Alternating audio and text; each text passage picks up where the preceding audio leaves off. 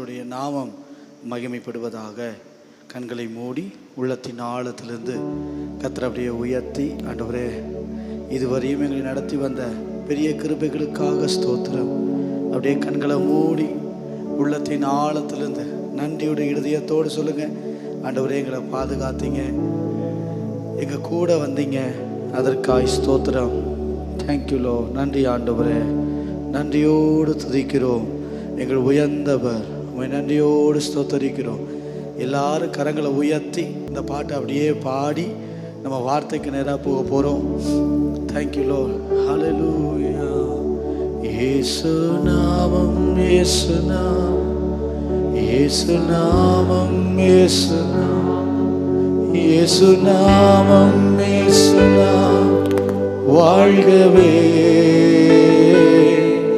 இயேசு நாமம், இயேசு நாமம், இயேசு நாமம், இயேசு நாமம், இயேசு நாமம், இயேசு நாமம் வாழ்கவே. அவர் நாமமே மதுரமதே, அவர் நாமத்தில் சுகமுண்டு. அவர் நாமமே மதுரமதே, அவர் நாமத்தில் சுகமுண்டு. இயேசு நாமம், இயேசு நாமம், இயேசு நாமம், இயேசு நாமம். ஒரு விஷயம் கூட வாழ்கவே. உங்க சத்தம் வரணும், நீங்க பாடுங்க. இயேசு உணர்ந்து பாடுங்க. இயேசு நாமம், இயேசு நாமம் வாழ்கவே. அவர் நாமமே மதுரமதே, அவர் நாமத்தில் சுகமுண்டு. இயேசுவே, அவர் நாமமே மதுரமதே, அவர் நாமத்தில். எல்லாரும் கை உயர்த்தி, எல்லாம் கை உயர்த்தி. இயேசு நாமம், இயேசு நாமம், இயேசு நாமம், இயேசு நாமம், இயேசு நாமம் வாழ்கவே. நீங்க பாடும் போதே அற்புதம். இயேசு நாமம், நீங்க எப்படி பாடுறீங்களோ அப்படியே. இயேசு நாமம், இயேசு நாமம், இயேசு நாமம், இயேசு நாமம் வாழ்கவே. நல்ல கை உயர்த்தி சொல்லுங்க. அவர் நாமம், அவர் நாமமே மதுரமதே, அவர் நாமத்தில் சுகமுண்டு. கரங்களை உயர்த்தி சொல்லுங்க, என் ஆண்டவர் அவர் நாமம் உயர்ந்திருப்பதாக. ஓ, எங்கள் தேவன் பெரியவர், சர்வ வல்லமை உள்ளவர். இந்த காலை நேரத்திலும் கர்த்தர் எங்களை கொண்டு வந்து வைத்திருக்கிறீர், அதற்காய் ஸ்தோத்திரம். உடைய நாமம் உயர்ந்திருக்கட்டும், இயேசுவின் நாமத்தில் பிதாவே, ஆமென். அல்லேலூயா சொல்லுங்க பாப்போம். கரங்களை உயர்த்தி அல்லேலூயா சொல்லுங்க. கர்த்தருடைய நாமம் மகிமைப்படுவதாக. ஆண்டவராகிய இயேசுவின் நாமத்தில் உங்கள் யாவருக்கும் வாழ்த்துக்களை தெரிவித்துக் கொள்ளுகிறேன். லூக்கா 14ஆம் அதிகாரம் 16வது வசனத்தை நாம் எடுத்துக்கொள்ளலாம். ஆண்டவர் இன்றைக்கு நம்மோடு பேசுகிற வார்த்தை லூக்கா எழுதின சுவிசேஷ புஸ்தகத்தில் 14ஆம் அதிகாரம் 16வது வசனத்தை நாம் வாசிக்க கேட்கலாம். அதற்கு இயேசு, ஒரு மனுஷன் பெரிய விருந்தை ஆயத்தம் பண்ணி, ஒரு மனுஷன் பெரிய விருந்தை ஆயத்தம் பண்ணி அநேகரை அழைப்பித்தான். எல்லாரும் சேர்ந்து நம்ம வாசிக்கலாமா? அதற்கு இயேசு, ஒரு மனுஷன் சொல்லுங்க, வரீங்களா? சேர்ந்து பெரிய விருந்தை ஆயத்தம் பண்ணி அநேகரை அழைப்பித்தான். நல்ல ஆண்டவரே, இந்த காலை நேரத்தில் இந்த வார்த்தையோடு எங்களுக்கு பேசும்படியாய் நாங்கள் ஜெபிக்கிறோம். எங்களை ஆசீர்வதியும் இயேசுவின் நாமத்தில் பிதாவே, ஆமென். அல்லேலூயா. நல்லா கவனிங்க. ஒரு மனுஷன் பெரிய விருந்தை ஆயத்தம் பண்ணி அநேகரை அழைப்பித்தான். வேதத்தில் நீங்கள் கவனித்து பார்ப்பீர்களே ஆனால் விருந்தை குறித்து பல அற்புதமான வெளிப்பாடுகளை நாம் பார்க்கலாம். எங்கெல்லாம் விருந்து என்று வேதத்திலே சொல்லப்பட்டதோ அங்கெல்லாம் தேவன் ஒரு பெரிய தாக்கத்தை, ஒரு பெரிய காரியத்தை செய்திருக்கிறதை நீங்கள் காண முடியும். உதாரணத்திற்கு எஸ்தர் புஸ்தகத்தை நீங்கள் எடுத்துக்கொள்வீர்களே ஆனால், எஸ்தர் 5ஆம் அதிகாரம் 5வது வசனத்தை நீங்கள் வாசிக்கும் போது வாசிக்கலாம். எஸ்தர் 5வது அதிகாரம் 5வது வசனத்தை நீங்கள் வாசித்து பாருங்கள். அப்பொழுது ராஜா எஸ்தர் சொற்படி செய்ய ஆமானை தீவிரித்து வரும்படி சொல்லி எஸ்தர் செய்த விருந்துக்கு ராஜாவும் ஆமானும் வந்தார்கள். இந்த விருந்தை பற்றி உங்களுக்கு தெரியும். 3 விதமான விருந்து இருக்குது. இதை நான் விளக்கி சொல்ல விரும்பலை. நல்லா கவனிங்க. இந்த விருந்துக்கு பிற்பாடு என்ன நடந்தது அப்படின்னா, இஸ்ரவேல் ஜனங்கள் மத்தியில் இருந்த பயம், கலக்கம், அடுத்து என்ன நடக்குமோ என்கிற காரியங்கள் கலங்கின நேரத்தில் எஸ்தர் வைத்த விருந்தினால் ஆமானுடைய தந்திரங்கள் அதமாய் மாறி இஸ்ரவேல் ஜனங்களுக்கு சந்தோஷமும், இஸ்ரவேல் ஜனங்களுக்கு மகிழ்ச்சியும், இஸ்ரவேல் ஜனங்களுக்கு ஆனந்த களிப்பும் உண்டாக தேவன் செய்தார். அல்லேலூயா. அதே சமயத்தில் நீங்கள் 1 சாமுவேல் 9ஆம் அதிகாரம் 24ஆம் வசனத்தை நீங்கள் வாசித்து பார்ப்பீர்களே ஆனால், அங்கே ஒரு விருந்து செய்யப்படுகிறதை நீங்கள் வாசிக்கலாம். 1 சாமுவேல் 9ஆம் அதிகாரம் 24ஆம் வசனத்தை அங்க வாசிங்க. அப்பொழுது சமையற்காரன் ஒரு முன்னந்தொடையையும் அதனோடு இருந்ததையும் எடுத்துக்கொண்டு வந்து அதை சவுலுக்கு முன் வைத்தான். அப்பொழுது சாமுவேல், இதோ இது உனக்கென்று வைக்கப்பட்டது, இதை உனக்கு முன்பாக வைத்து சாப்பிடு. நான் ஜனங்களை விருந்துக்கு அழைத்தது முதல் இதுவரைக்கும் இது உனக்காக வைக்கப்பட்டிருந்தது. அப்படின்னா என்ன அர்த்தம்னா, இந்த இடத்துல சவுலுக்கு கர்த்தருடைய வார்த்தை உண்டாகிறது. நீ தரித்து நில், வேலைக்காரனை முன்னாடி போக சொல்லு, நீ தரித்து நில். ஏன்னா இஸ்ரவேலின் தேவன் இதுவரை தீர்க்கதரிசிகளின் காலத்தை மாற்றி, நியாயாதிபதிகளின் காலத்தை மாற்றி, ஒரு புதிய ராஜாக்களின் காலத்தை அவர் கொண்டு வர போகிறார். அவர் கொண்டு வர போகிற இந்த ராஜாக்களின் காலம் யார் மூலமாய் ஆரம்பிக்கப்பட போகிறது தெரியுமா? சவுலே, உன்னை கொண்டுதான் ஆரம்பிக்க போகிறது என்று சொல்லி ஒரு பெரிய மாற்றத்தை அந்த விருந்திலே தேவன் செய்கிறதை நீங்கள் வாசிக்கலாம். இதே போல தாவீதை எடுத்துக்கொள்ளுங்கள். பல விருந்துக்களை தாவீது வாழ்க்கையில் பார்த்துருக்கலாம். முக்கியமாக சங்கீதம் 23:5வது வசனம் சொல்லுகிறது, சத்துருக்களுக்கு முன்பதாக பந்தியை ஆயத்தப்படுத்தி என் தலையை எண்ணெயால் அபிஷேகம் பண்ணுகிறார், என் பாத்திரம் நிரம்பி வழிகிறது. அப்படின்னா தாவீதுடைய வாழ்க்கையில் சத்துருக்கள் ஏராளமாக இருந்தார்கள். ஆனால் அவர்களையெல்லாம் தாண்டி தாவீது வாழ்க்கையில் அவர்களுக்கு முன்பதாகவே தாவீதின் தலையை தேவன் உயர்த்தி வைத்த ஒரு விருந்தை குறித்து இந்த இடத்திலே வாசிக்கிறோம். இப்படி நிறைய விருந்துக்களை நான் சொல்லிக்கிட்டே இருக்க முடியும். விருந்துக்கள் அப்படின்னு சொல்லும்போது அதற்கு பின்பதாக ஏதோ ஒரு மாற்றம், ஏதோ ஒரு தாக்கத்தை தேவன் செய்திருக்கிறார். இந்த நாளிலும் நம்ம வாசித்த வசனத்தை நீங்க கவனிச்சு பாருங்க. ஒரு மனுஷன் ஒரு பெரிய விருந்தை அவன் ஆயத்தம் பண்ணினான். இவர் பெரிய ஆசை, எல்லாரையும் வரவழைக்கணும். அங்கே பாருங்க, எல்லாரையும் வரவழைத்தான். எல்லாத்தையும் ஒருத்தர் கூட விடலை. எல்லாரும் விருந்துக்கு வரணும் அப்படின்னு சொல்லி அந்த ராஜா, அந்த மனுஷன் விரும்பினார். ராஜா தான் அவர். ராஜா விரும்பினார். ஆனால் நீங்கள் வேதத்தை வாசித்து பாருங்க, அந்த ராஜாவுடைய விருந்தை எல்லாரும் அலட்சியம் பண்ணினார்கள். ஒவ்வொருத்தரும் போக்கு சொல்ல தொடங்கினார்கள். எனக்கு அந்த வேலை இருக்குது, எனக்கு இந்த வேலை இருக்குது, எனக்கு இதெல்லாம் நிறைய காரியங்களுக்கு என்று சொல்லி போக்கு சொல்ல ஆரம்பித்தார்கள். அப்படின்னு நம்ம தொடர்ந்து நம்ம வாசிக்கலாம். ஆனால் இன்னைக்கு சொல்லப்பட போகிற காரியம்னா, பெரிய விருந்தை அந்த ராஜா ஆயத்தம் பண்ணி அநேகரை வரவழைத்தான். அல்லேலூயா சொல்லுங்க பார்ப்போம். ஏன் சொல்கிறேன் அப்படின்னா, அந்த ராஜா போல நம்முடைய பரமராஜா இன்றைக்கு இந்த நாளில் ஒரு பெரிய விருந்தை, யாரும் கொடுக்க முடியாத ஒரு விருந்தை, யாராலும் தொட முடியாத ஒரு விருந்தை அவர் நமக்கென்று திருவிருந்தை கர்த்தர் ஆயத்தம் பண்ணி வைத்திருக்கிறார். அல்லேலூயா சொல்லுங்க பார்ப்போம். மற்ற எந்த விருந்தா இருந்தாலும் யாரு வேணாலும் கொடுத்துட முடியும். மற்ற எந்த விருந்தானாலும் எந்த இடத்திலும் நாம் பெற்றுக்கொள்ள முடியும். ஆனால் இன்றைக்கு பரம ராஜா நம்முடைய தேவன் நமக்கு ஒரு பெரிய விருந்தை அவர் ஆயத்தம் பண்ணி வைத்திருக்கிறார். அல்லேலூயா. ஆனால் எனக்கு ஆச்சரியமான ஒரு காரியம் என்னன்னா, நீங்க உலகத்தை இப்ப பாருங்களேன், விருந்துக்கு ரொம்ப முக்கியத்துவம் கொடுக்குறாங்க. திருமணத்துக்கு இன்விடேஷன் வைக்கிறாங்க, பிறந்த நாளுக்கு இன்விடேஷன் வைக்கிறாங்க. இந்த இன்விடேஷன்லாம் வாங்கிட்டு என்ன செய்கிறாங்க, அந்த நாட்கள் எல்லாம் திருமணத்துக்கு ஜனங்கள் வந்து உட்காருவாங்க. திருமணத்துக்குன்னு பார்த்தீங்கனாலே ஒரு கூட்டம் இருக்கும்.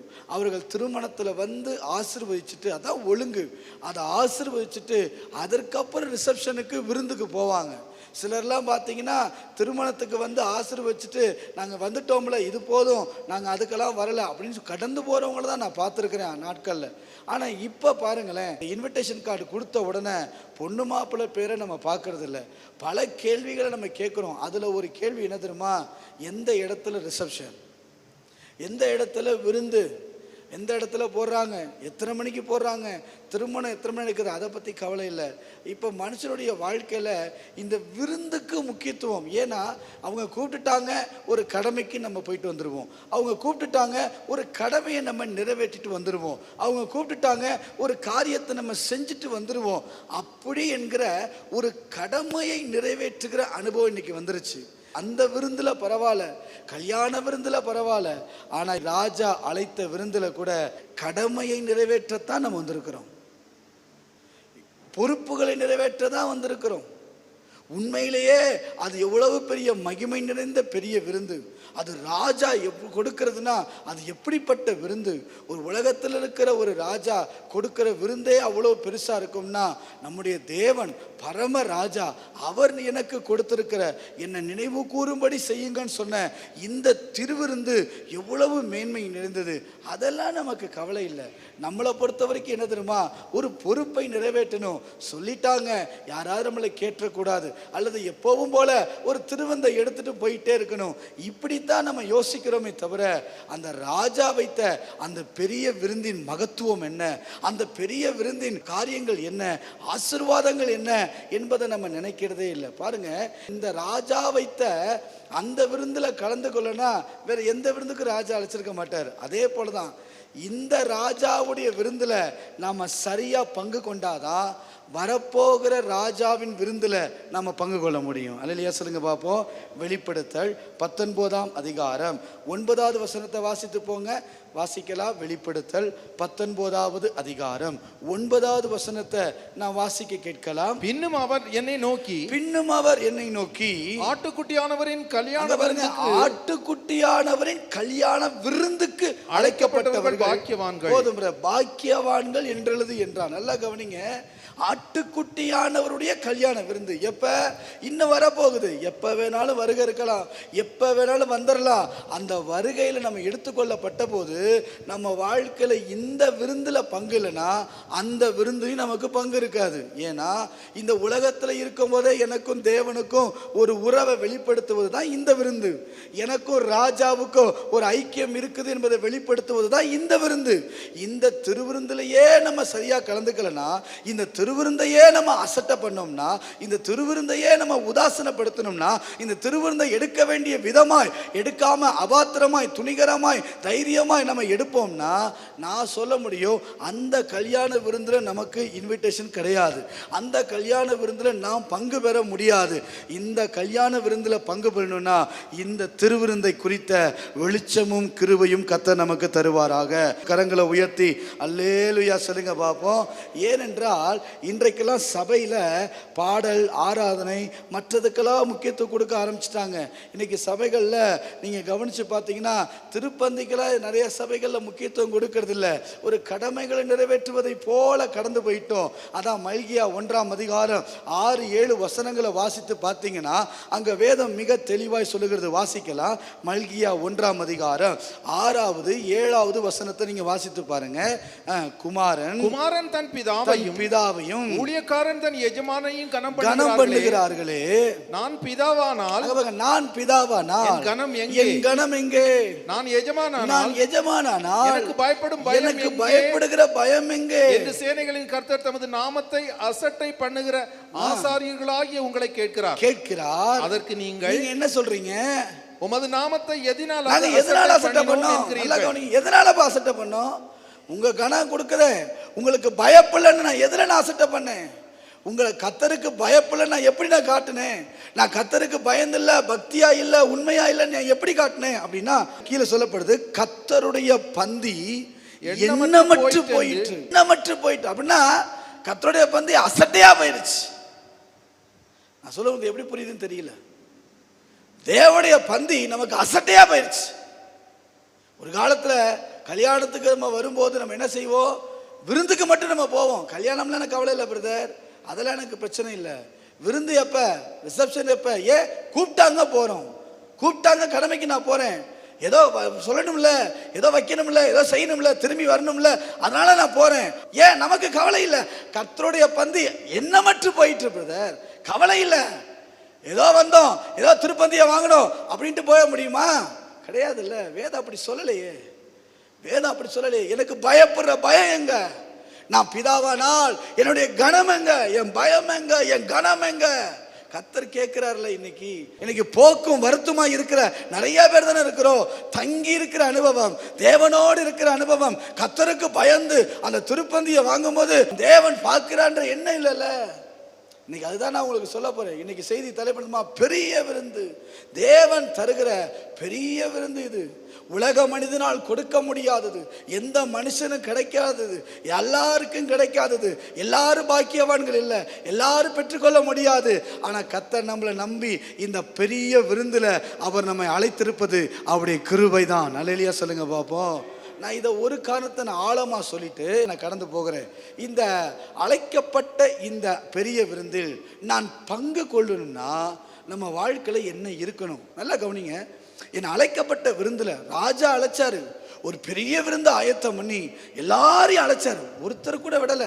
எல்லாரும் வாங்கப்பா, எல்லாரும் என் பிள்ளைங்க, தெரிந்து கொள்ளப்பட்டவங்க, அழைக்கப்பட்டவங்க, எல்லாரும் வாங்க அப்படின்னு கூப்பிடுறாரு.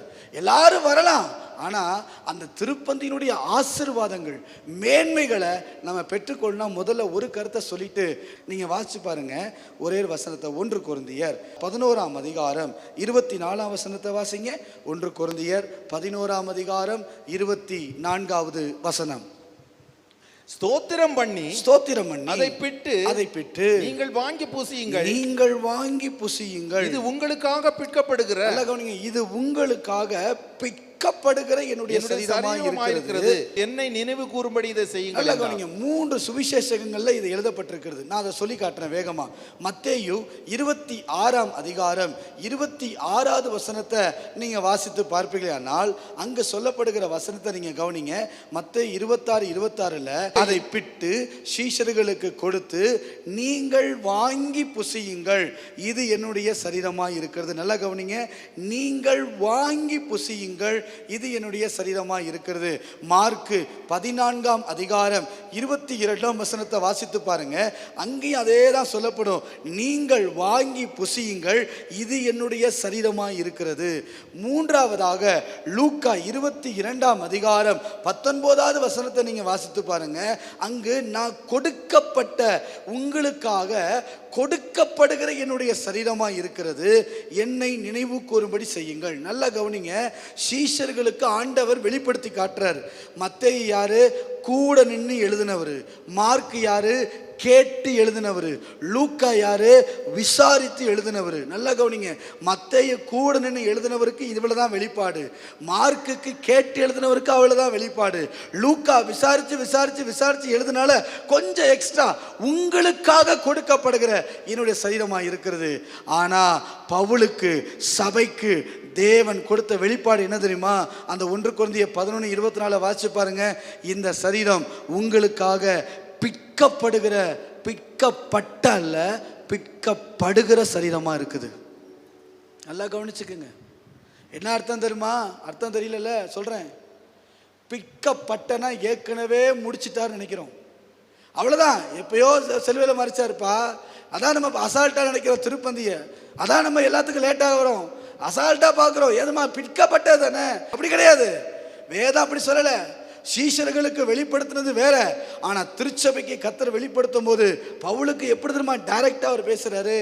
ஒவ்வொரு முறையும் கரத்தில் வாங்கும்போது, ஒவ்வொரு முறையும் அப்பத்தை கையில எடுக்கும்போது, ஒவ்வொரு முறையும் திராட்சரசத்தை குடிக்கும் போது எப்படி தெரியுமா இருக்குது? ஒவ்வொரு முறையும் அவர் சரீரம் நமக்காய் பிற்கப்பட்ட அல்ல, பிற்கப்படுகிற சரீரமா இருக்கிறது. திருப்பந்தி இன்னைக்கெல்லாம் கடமையா மாறிடுச்சு. சிலர்லாம் திருவந்துக்கு மட்டும்தான் வர்றது, மற்ற எதுக்குமே வர்றதில்லை. உபவாச பிரேயருக்கு, இரவு ஜபத்துக்கு, மற்றதுக்கு ஐ டோன்ட் கேர், அதாவது கவலை இல்லை அப்படின்னு போற கூட்டம் இருக்கு. அது ஒரு பக்கம். சிலர் ஏதோ கடமையை நிறைவேற்றுகிற கூட்டம் இருக்கு. அவங்க மத்தியில கர்த்தர் சொல்றாரு, என் சரீரம் எப்படிப்பட்ட சரீரம் தெரியுமா? ஒவ்வொரு முறையும் கையில வாங்கும் போதும் என் சரீரம் பிற்கப்பட்ட அனுபவம் அல்ல, பிற்கப்படுகிற அனுபவத்துக்கு நேராய் நாம் கொண்டு போகிறார். இதோட ரகசியம் சொல்லவா? பிற்கப்படும் போதெல்லாம் சுகம் உண்டாகும். ஒவ்வொரு முறையும் அற்புதம் நடக்கும். ஒவ்வொரு முறையும் நமக்குள்ள இருக்கிற பலவீனங்களை தேவன் மாற்ற வல்லமை உள்ளவராய் இருக்கிறார். அல்லேலூயா சொல்லுங்க பாப்போம். இயேசுவின் நாமத்துல நல்லா கவனித்துக் கொள்ளுங்க. அப்ப வேதம் மிக தெளிவா சொல்லுது. தெளிவா பிற்கப்பட்ட அல்ல, ஏதோ ஒரு கடமையை தான் ஆண்டவர் நம்மளை தண்டிக்கல நினைச்சுக்கிட்டு இருக்கிறோம். வேதம் சொல்லுது அபாத்திரமாய், துணிகரமாய். அப்படின்னா என்ன அர்த்தம்? தெரிந்தே, அறிந்தே, புரிந்தே, கர்த்தருடைய பயம் இல்லாம, தேவ பயம் இல்லாம தைரியமா வந்து நின்றுட்டு நம்ம திருப்பதி எடுக்கிறோம் பாருங்களேன். அதுதான் அபாத்திரம், அதுதான் துணிகரம். அந்த துணிகரத்தோடு எடுத்தால் வேதம் மிக தெளிவாய் சொல்லுகிறது, அநேகர் பலவீனர் ஆனார்கள், அநேகர் வியாதியானார்கள், அநேகர் மரணத்தை சந்தித்தார்கள். இன்னைக்கு நான் எச்சரித்து நான் சொல்லுகிறேன், இன்னைக்கு யோசித்துக் கொள்ளுங்க. திருப்பந்தி வாங்கும்போது இருதயம் அப்படியே நடுங்கணும். தேவ பயம் நம்ம இருதயத்தை ஆளுக செய்யணும். என் தேவனுடைய சரீரம் இப்போ என் கையில் இருக்குது, அது பிற்கப்பட்ட என்னைக்கோ ஒரு நாள் மரித்ததல்ல. ஒவ்வொரு முறையும் என் பாவத்திற்காக, ஒவ்வொரு முறையும் நான் செய்த தவறுக்காக பிற்கப்படுகிற சரீரமாக இருக்கிறது. அதனால தான் சொன்னேன், என்னை நினைவு கூறும்படி இதை செய்யுங்கள். கரங்களை உயர்த்தி அல்லேலியா சொல்லுங்க பார்ப்போம். நல்லா கவனித்துக் கொள்ளுங்க. அதான் ராஜா பெரிய விருந்தை உண்டாக்குனா. இது ஒரு பெரிய விருந்து. எந்த ராஜாவும் கொடுக்க முடியாது, எந்த மனிதனும் கொடுக்க முடியாது. இது தேவன் நமக்கு தருகிற ஒரு பெரிய விருந்து. அல்லேலூயா சொல்லுங்க பாப்போம். அல்லேலூயா. உங்களுக்கு ரகசியத்தை சொல்றேன். யோவான் 19ஆம் அதிகாரம் 34ஆம் வசனத்தில் வாசிங்கன்னா, இயேசு சிலுவையில் தொங்கி கொண்டு இருக்கிறார். அவர் தொங்கி கொண்டு இருக்கும்போது ஒரு மனிதன் என்ன செய்யறாருன்னா, போர் வீரன் அந்த ஈட்டி எடுத்து இயேசுனுடைய விழாவில் குத்துறார். ஏன்னா அவர் மரிச்சிட்டாரா இல்லையான்னு பார்க்க. நல்லா கவனிங்க. சரித்திரத்தில் வாசிச்சு பார்த்தீங்கன்னா, அந்த மனிதனுக்கு பயங்கரமான ஒரு வியாதி இருந்ததாம். அந்த வியாதி அவனை விட்டு போகலை. பல மருத்துவர்கள் செய்தாலும் போகலை. ஏன்னா ரோம அரண்மனையில் இருந்தவன் ஆச்சுல, எவ்வளவோ வைத்தியங்கள் பார்த்து சுகமாகலை. அப்படிப்பட்ட ஒரு நபர் அவன் ஈட்டி எடுத்து குத்தின உடனே வேதம் சொல்லுகிறது, ரத்தமும் தண்ணீரும் புறப்பட்டு வந்தது. அந்த ரத்தமும் தண்ணீரும் வந்த இடத்துல அவன் மேலே அது பட்டுச்சான். அந்த சரித்திரத்தை சொல்றாங்க, அப்பேற்பட்ட வியாதி, நெடுநாட்களாக இருந்த வியாதி அவனை விட்டு நீங்கினதுன்னு வாசிக்கிறோம். ஒரு ரத்தம் குத்தும் போது வந்ததே நம்மளை சுகமாக்கும்னா, இன்னைக்கு திருப்பந்தியில் நீங்கள் உண்மையாக ரத்தத்தை எடுப்பீங்கன்னா, உண்மையாக சரீரத்தை உட்கொள்வோம்னா, நான் சொல்ல முடியும், இன்னைக்கு வந்த பலவீனங்கள், இன்னைக்கு சரீரத்தில் காணப்படுகிற சில சிக்னஸ், சில வாழ்க்கையில் இருக்கிற போராட்டம், உங்கள் குடும்பத்துக்குள்ளே இருக்கிற பிரச்சனைகளை அவர் மாற்ற அவர் வல்லமை உள்ள தேவனாக இருக்கிறார். ஒவ்வொரு திருப்பந்தியிலையும் தேவ பயத்தோடு, தேவ கவனத்தோடு, கர்த்தருக்கு பயந்து திருப்பந்தி எடுக்கும்போது ஒவ்வொருவருக்கும் அற்புதம் செய்ய அவர் சர்வ வல்லமை உள்ள தேவன். வேதம் சொல்லுகிறது, இரத்தம் சகல பாவங்களை நீக்கி நம்மை சுத்திகரிக்க வல்லமை உள்ளதா இருக்கிறது. அல்லேலூயா சொல்லுங்க பாப்போம். அவ்வளோ வல்லமை உள்ள இரத்தம், அவ்வளோ வல்லமை உள்ள ஆண்டவர். ஆனால் இன்னைக்கு நம்ம எடுக்கிறத பாருங்க. நம்ம இருதயத்துக்கு தெரியும், இருதயத்தின் கசப்பு இருதயத்துக்கு தெரியும். தேவ பயம் என் இருதயத்துக்குள்ள இருக்கான்னு நம்மளை கேட்டு பார்த்தா நமக்கு தெரியும். தேவனுடைய அந்த பக்தி நமக்குள்ள இருக்கான்னு கேட்டா நமக்குள்ள தெரியும். யாரை நம்ம ஏமாத்த பார்க்கிறோம் எனக்கு தெரியும். சொல்ல முடியாது, தேவன்கிட்ட எதையும் பேச முடியாது. பயங்கரமாய் கவனத்தோடு பக்தியோடு தேவ பயத்தோடு எடுப்பதற்கு கர்த்தர் கிருபைகளை தருவாராக. இந்த மனிதன் பெரிய விருந்து ஆயத்தம் பண்ணுகிறான். ஆச்சரியமா இருக்குது. பெரிய விருந்து. அந்த விருந்துக்கு அழைத்த போது அநேகர் அழைக்கப்பட்டிருந்தார்கள். நிறைய பேர் அநேகர் அழைக்கப்பட்டிருந்தாங்க. ஆனா அநேக பேர் அழைக்கப்பட்டிருந்தாலும் அந்த விருந்துல பங்கு கொள்ளணும், அந்த விருந்துக்குள்ள நான் இருக்கணும், அந்த விருந்து என் வாழ்க்கையில ஆசீர்வாதங்களை கொடுக்கணும், அந்த ராஜாவின் விருந்துக்குள்ள நான் சந்தோஷமா இருக்கணும் அப்படின்னு சொன்னா நமக்குள்ள இருக்க வேண்டிய சில காரியங்கள் உண்டு. அதுல ஒன்று மத்தேயு 22ஆம் அதிகாரம் 11 14 வசனம் வரைக்கும் நீங்க வாசித்து பாருங்க. மத்தேயு 22ஆம் அதிகாரம் 11 வசனம் தொடங்கி 14 வசனம் வரைக்கும் வாசிக்க கேட்கலாம். விருந்தாளிகளை பார்க்கும்படி, அங்க பாருங்க, விருந்தாளிகளை பார்க்கும்படி. கற்பனை பண்ணிக்கங்க, என்ன பார்க்கும்படி அவர் என்ன செய்தாரு? உள்ளே பிரவேசிக்கிறார். கல்யாண வஸ்திரம் தரித்திராத ஒரு மனுஷனை அங்கே கண்டு, கல்யாண வஸ்திரம் தரித்திராத ஒரு மனிதனை அங்கே கண்டு, சிநேகிதனே நீ கல்யாண வஸ்திரம் இல்லாதவனா இங்கே எப்படி வந்தாய்? நீ எப்படிப்பா இந்த திருமணத்துக்கு வந்த? நீ எப்படிப்பா இந்த விருந்துக்கு வந்த? உன் கையில என்ன இல்ல, உடையில என்ன இல்ல, வஸ்திரம் இல்ல. அதற்கு அவன் பேசாமல் இருந்தான். பாருங்க, அதுக்கு அவன் பேசாம இருக்கிறான். அப்பொழுது ராஜா பணிவிடைக்காரரை நோக்கி இவனை கையும் காலும் கட்டி கொண்டு போய் அழுகையும் பற்கடிப்பும் உண்டாயிருக்கிற புறம்பான இருளிலே போடுங்கள் என்றார். அந்தபடியே அழைக்கப்பட்டவர்கள் அநேகர், தெரிந்து கொள்ளப்பட்டவர்களோ சிலர் என்றார். நல்ல கவனிங்க. ஜெபிச்சு முடிச்ச உடனே நம்ம கண்களை பார்க்கிறோமோ இல்லையோ, நம்ம கண்களை தெரியுதோ இல்லையோ, நமக்கு அந்த அளவுக்கு கிருபை இருக்கோ இல்லையோ, ஆனா ஜெபம் முடித்த உடனே தேவன் தோட்டத்துக்குள் அவர் உலாவ துவங்குவார். அல்லேலூயா சொல்லுங்க பாப்போம். அவர் உலாவ துவங்கும் போது இந்த விருந்துக்கு அழைக்கப்பட்ட உங்க வாழ்க்கையில கர்த்தர் அப்படியே நடந்து வருவார். அப்படியே நடந்து வரும்போது கற்பனை பண்ணிக்கிங்க, அப்படியே ஒவ்வொருத்தரா பார்த்துட்டு வருவார். பார்த்துக்கிட்டே வரும்போது அங்கு வஸ்திரம், விருந்துக்கு அழைக்கப்பட்ட ஒரு மனிதன் வஸ்திரம் இல்லாதவனா இருப்பான் என்றால் அந்த விருந்தின் ஆசீர்வாதம் அவனுக்குள்ள கடந்து வராது. நல்லா கவனிங்க. விருந்துக்கு அழைக்கப்பட்டது பெரிய விஷயம் இல்லை.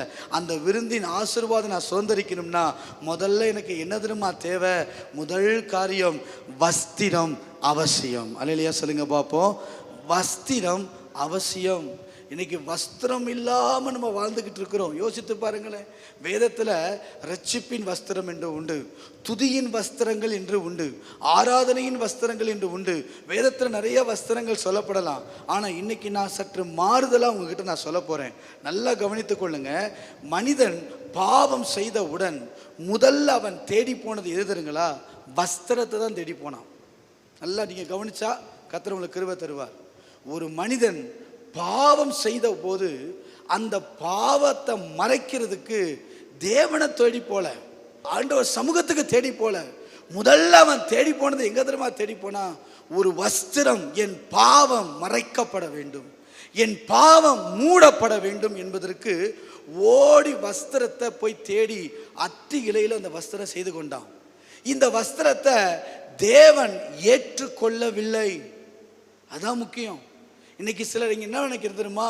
சுயமாய் எனக்கு ஒரு வஸ்திரம், என் நீதி எனக்கு ஒரு வஸ்திரம், நான் செய்யறது கரெக்ட், நான் பார்க்கறது கரெக்ட், அவங்கள விட நான் சாதாரணமா இல்லை, அவங்கள போல நான் சாதாரணமா இல்லை, நான் நல்லா இருக்கிறேன், நான் நல்லதான், என் மனசுக்கு எனக்கு ஒரு வஸ்திரம், என்னுடைய வாழ்க்கைக்கு ஒரு வஸ்திரம் அப்படின்னு சுயமா ஒரு வஸ்திரத்தை தேடி போட்டுக்கிட்டு இருக்கோம். ஆனா இந்த வஸ்திரத்தை கர்த்தர் ஒரு நாள் அங்கீகரிக்க மாட்டார். இந்த வஸ்திரத்தை வச்சுக்கிட்டு விருந்துக்குள்ள உட்கார்ந்து நம்ம அனுசரிக்க முடியாது. இந்த வஸ்திரத்தை வச்சுக்கிட்டு அவர் சந்தோஷமா அந்த விருந்தினுடைய மேன்மைகளை நமக்கு தர முடியாது. நல்லா கவனித்துக் கொள்ளுங்க. பாவம் மூடப்படுமே தவிர அது ஒவ்வொரு நாளும் பிரயாசப்படணும். அதுக்கு யோசிச்சு பாருங்க. அத்தியில ரொம்ப நாள் இருக்காது, அது காஞ்சு போகும். உடனே மறுபடியும் என்ன செய்வோம்? ஐயோ மறுபடியும் என் பாவத்துக்கு மறைக்கணுமே, அடுத்தவங்க கண்களுக்கு மறைச்சிடணுமே, அடுத்தவங்க எதுவும் சொல்லிடக்கூடாது அப்படின்னு சொல்லி ஓடி போய் என்ன செய்வோம்? நமக்கு விருப்பப்படி, நமக்கு சுயத்தின்படி, நமக்கு தேவைக்குபடி வசனத்தை கேட்கும் போது கூட நம்முடைய விருப்பத்துக்கு கேட்கிறோம் பாருங்களேன். பேசப்படுகிற நோக்கத்தை விட்டுட்டு நமக்கு மட்டும் தேவையான இருக்கு, அது மாதிரி நமக்கு மட்டும் எடுத்துக்கிட்டு ஒரு இலையை கொண்டு நிற்போம். அதையும் கர்த்தர் ஏற்றுக்கொள்ள மாட்டாரு. ஆண்டவர் அதை ஏற்றுக்கொள்ளல. அதனாலதான் செஞ்சாரு, ஒரு ஆடை அடித்தார். எந்த பாவமும் அறியாத, எந்த குற்றமும் அறியாத ஒரு ஆடு தோட்டத்தில் அடிக்கப்பட்டது. அந்த ஆட்டினுடைய இரத்தம் சிந்தப்பட்டது. அந்த ஆட்டினுடைய தோல் உடையை அவர்களுக்கு தேவன் உடுத்தி வைத்தார். அல்லேலூயா சொல்லுங்க பாப்போம். தேவன் அங்கீகரிக்க மாட்டாரு. நம்ம நினைக்கிறோம், நான் போட்ட வஸ்திரம் அது யார், எனக்கு புரியுது, மற்றவங்களை பத்திலாம் எனக்கு கவலை இல்லை, நான் போட்டிருக்கேன்ல, அது என் மனசாட்சிக்கு ஓகே, எனக்கு ஓகே அப்படி நினைக்கிறோம். ஆனா தேவனுடைய பார்வையில அது ஏற்றுக்கொள்ளப்படாது பிரதர். தேவனுடைய பார்வையில அது அங்கீகரிக்கப்படல சிஸ்டர்.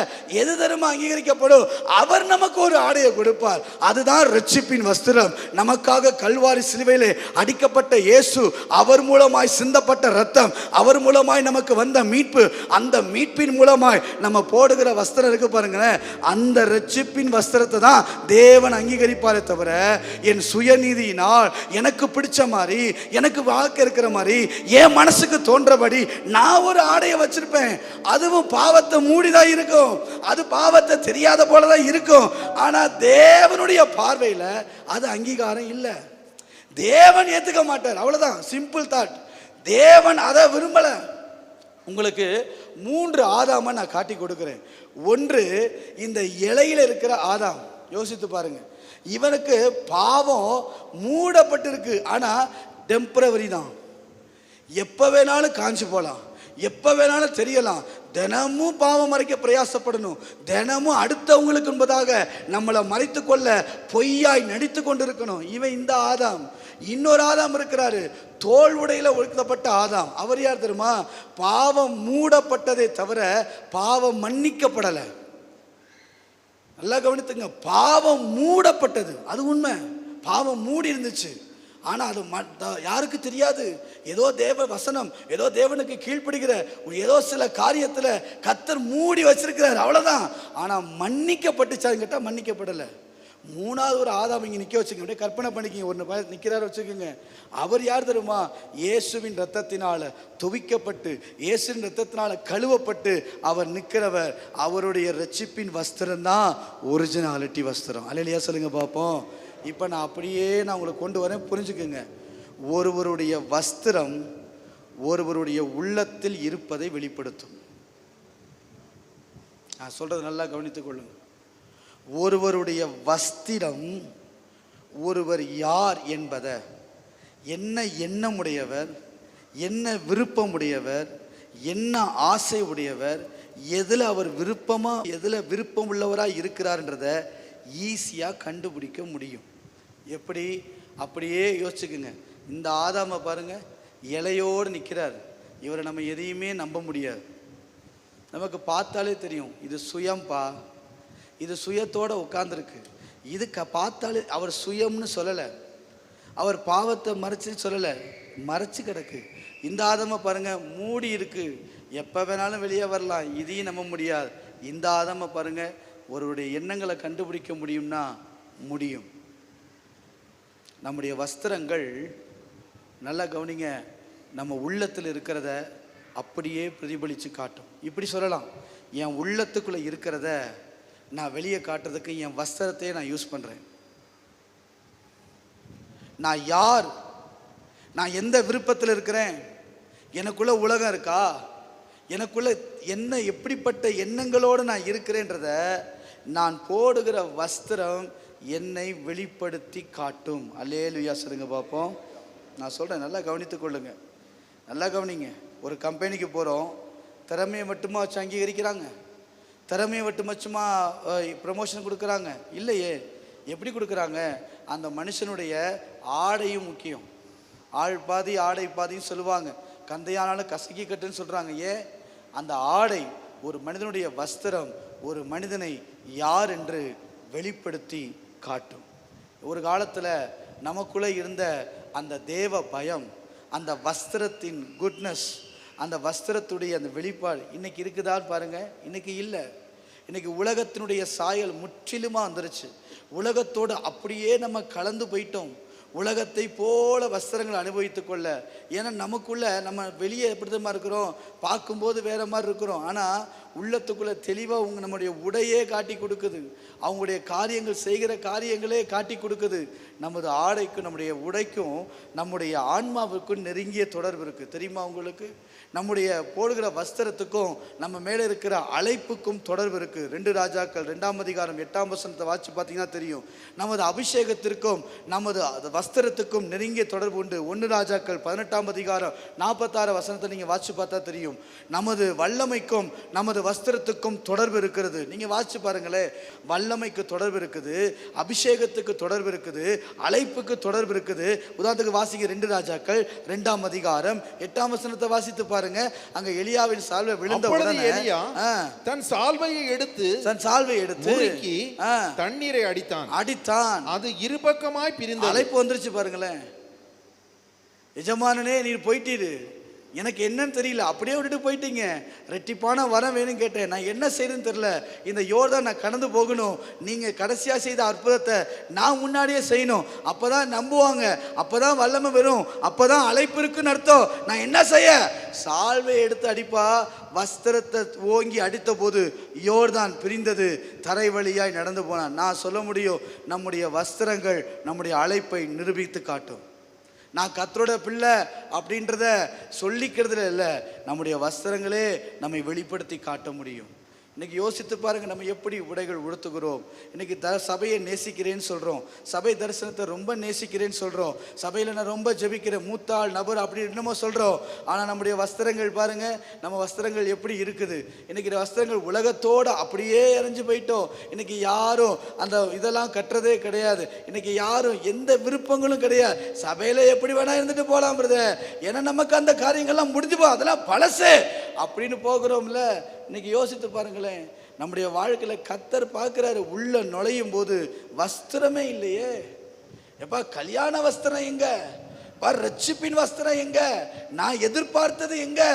உள்ளமுள்ள அழுக்கா இருக்கு, கசப்புகளோடு, உலக ஆசையோடு, உலக சிநேகத்தோடு, உலக சாயலோடு எல்லாம் அப்படியே வெளிப்படுத்துது.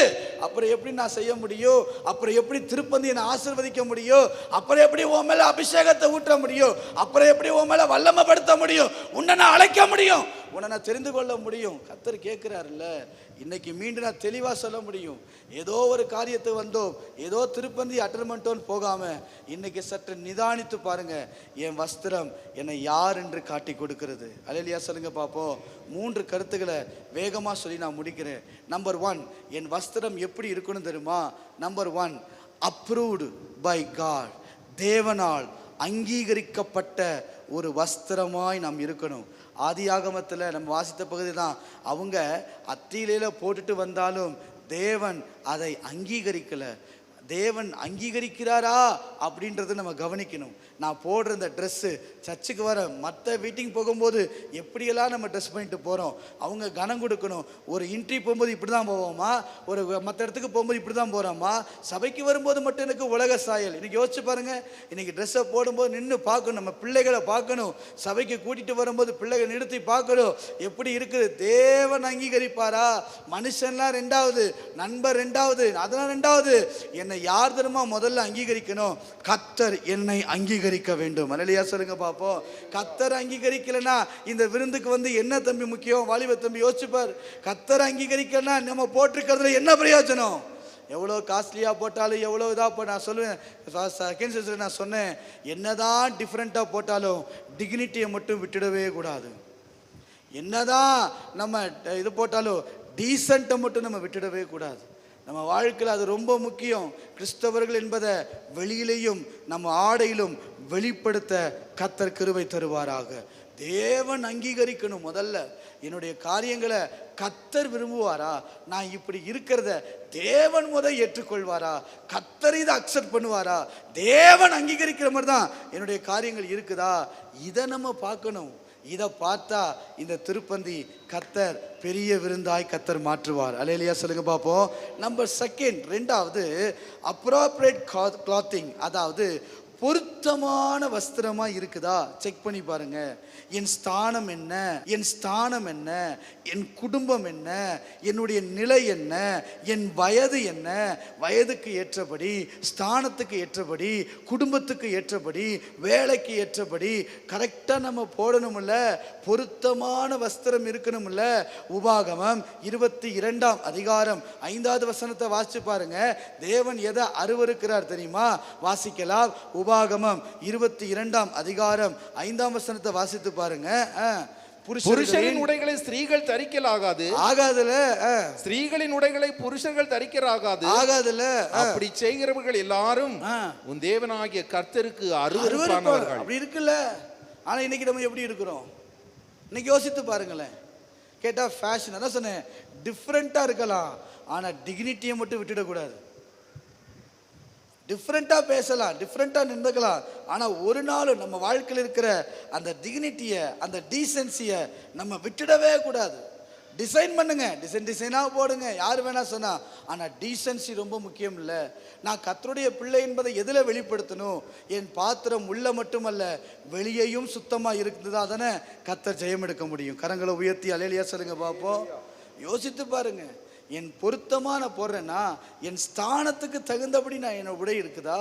அது ரொம்ப முக்கியம் இல்லையா? அடுத்து 3வது நான் சொல்கிறேன், கவர்டு கிளாத்திங். அப்படின்னா 3வது மறைத்து கொள்ளும் வஸ்திரத்தை நம்ம போடணும். ஆதியாகமம் 9ஆம் அதிகாரம் 21வது வசனத்தை நீங்கள் வாசித்து பாருங்க. ஆதியாகமம் 9ஆம் அதிகாரம் 21வது வசனம். அவன் திராட்சரசத்தை குடித்து வெறி கொண்டு தன் கூடாரத்தில் வஸ்திரம் விலகி படுத்திருந்தான். நல்லா கவனிங்க. கவர்ட் வஸ்திரம் எப்படி இருக்கணும்? கவர்டு தானே வஸ்திரம். அதனால தானே அந்த இளைய ஆண்டு அங்கீகரிக்கல. யோசித்து பாருங்களேன். என்னைக்கா நம்ம இப்படி யோசிச்சு டிஃப்ரெண்டாக யோசிச்சதே கிடையாது, இப்படி நம்ம பார்த்ததே கிடையாது. நம்ம பொறுத்த வரைக்கும் என்ன, திருப்பந்தினா உள்ள வந்து எடுத்து வாயில போட்டு அப்படி குடிச்சிட்டு போயிட்டே கடமை இல்லை. தோட்டத்துக்குள்ள ராஜா வருவார், கல்யாண விருந்துக்குள்ள ராஜா உள்ள வருவார். உள்ள வந்தோன்னு அவர் முதல்ல பார்க்கறதுமா வஸ்திரம் எப்படி இருக்குது, வஸ்திரம் ரட்சிப்பின் வஸ்திரம் இருக்குதா, ரைட்.